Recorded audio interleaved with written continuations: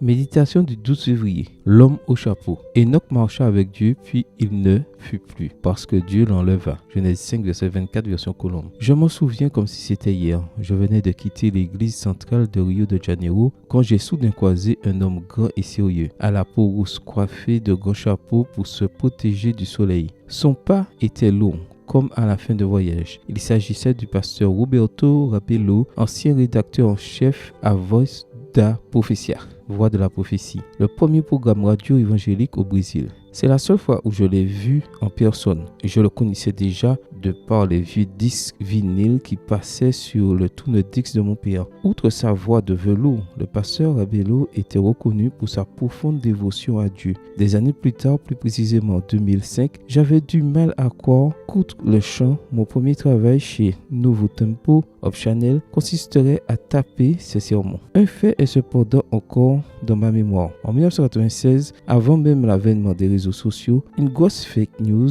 s'est répandue dans les milieux adventistes de tout le Brésil sur le prétendu enlèvement du pasteur Rabelo. Certains sont même allés jusqu'à dire qu'il ne restait de lui qu'une paire de pantoufles.